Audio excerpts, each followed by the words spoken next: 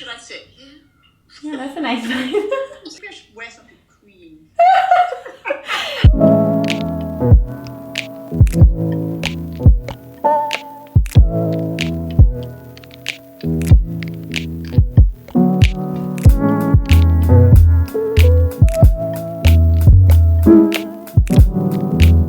The first time I did something drastic to my hair was in 2011, smack dab in the middle of my senior year of high school. Basically, the story goes like this. I found a trendy hair salon in downtown Beijing and dragged my mother along. I explained to the owner what I wanted. He looked me straight in the eye and said, "You'll cry. And I don't want you crying in my salon." So, being the stubborn teenager I was, I walked out in a huff. And I immediately did just that. But I was determined, so we pressed on and found another salon. This time, the owner ran his fingers through my hair and told me he thought I'd look like Halle Berry. Then he chopped off my ponytail, my mom screamed, but I assured him he should keep cutting. Do you remember when we went to go get it cut? I was very emotional about it. I screamed. And that's how I ended up with a pixie cut in my senior year. Fast forward to today, and I'm making another, slightly less drastic change to my hair. Today is a big day. Getting a haircut. This hair has not been cut for 2 years. What the heck? It may seem kind of silly to care so much about a haircut that I'm talking to a camera about it, but it does feel like a big deal. My hair is a physical attribute that connects me to my mom, connects me to my blackness. It feels important to me. So when I do anything to alter it, brings up feelings. I'm gonna cut my hair. Okay. And then I'm gonna film your reaction to it. Wife shows husband haircut. Emotional. No. Husband, yeah, exactly. If you're gonna cut it, go hard. Go as short as you want. Thank you. It took us about 15 minutes, but he got to where I wanted him to be. So just do it in a way that's not dorky. Enough about my hair. I'll see you when it's cut. Here's the chop. I am feeling really good about it. One thing I am wondering about is where my curls have gone. My curly hair feels like a big part of my identity. But I love it. All in all, I really do love it. I called my mom after and she was like, "It's short." And I was like, "Okay, Mom, bye." I was remembering the time when I was in high school and I cut my hair. Oh my God, I know exactly. Oh my God. I've had many an embarrassing moment with that piece of hair. Is that what you're going to talk about? I wasn't going to talk about how I kept that hair, although it's true. Although, can I just show you what you put it in?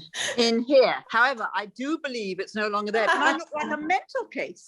What the heck was I doing with a big bunch of hair? Like some kind of murderess. I've always been very sentimental. I won't let you throw anything away. I know, but your hair, for God's sake. I know, I couldn't let go of it. Nothing in your life was ever stable. 8 schools by the time you were 13, I think. So that's normal to have an attachment. I mean, whether it's your hair or whatever it is. Yeah, thank you. That feels very validating. Or just call me Dr. Helen. When I did that haircut, it was like a marked difference in attention from boys. And it wasn't even flirty attention from boys, even friendship, which made me realize how much of my friendship with boys was actually tied to how they saw me and whether they thought I was attractive or not. Wow. There's just so much wrapped up in hair. Absolutely. As a woman, and then also as someone who's mixed race. Oh, I mean, sometimes when I know I'm going into a very all-white setting, I find the need to straighten my hair. I was going into a very white setting. I remember thinking I should straighten my hair. Yeah. And I thought, I ain't nobody got time for that. And I did not have time. So I just went. And I had one of the worst experiences.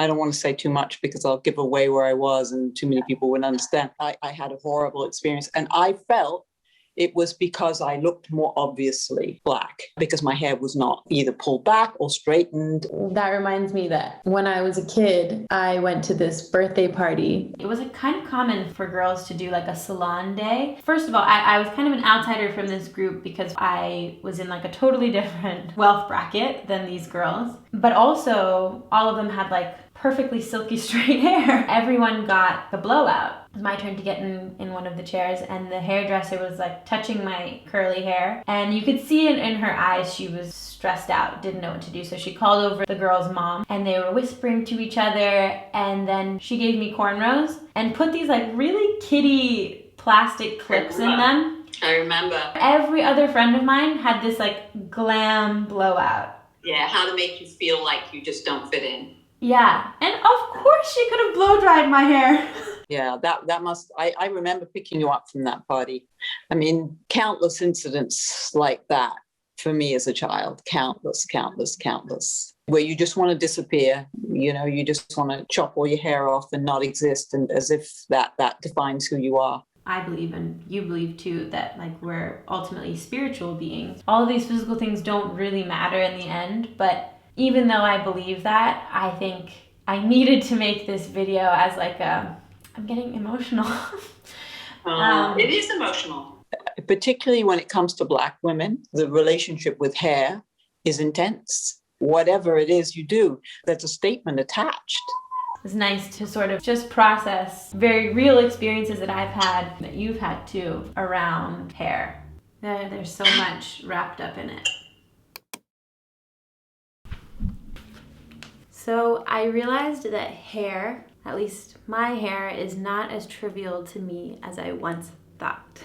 It's connected to my identity, to my sense of self. Depending on how my hair looks, people have treated me in different ways. And it makes sense that I would want to commemorate this experience of chopping it off by creating a sort of memorial or reflection on my hair and what it's meant to me over the years. There was a point when I wasn't going to make this video because it seemed too trivial of a subject to make a whole video on. But there was something in me that pushed me to keep going. And I'm glad I did, because it ended up sort of being like a journal entry. You write and you write and you write, and you don't realize until later what it was you needed to process. Making this video felt kind of like that.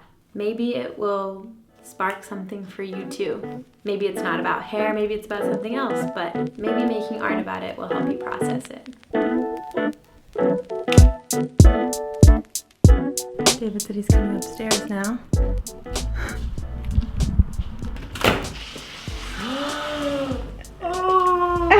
What do you think? Wow! Oh my god! It's a lot. Wow! Do you It's like a lot. it? I love it! I love it! Stop! I love it! Come here. Isn't it cute? It's really cute. Wow! Oh my god! You look younger.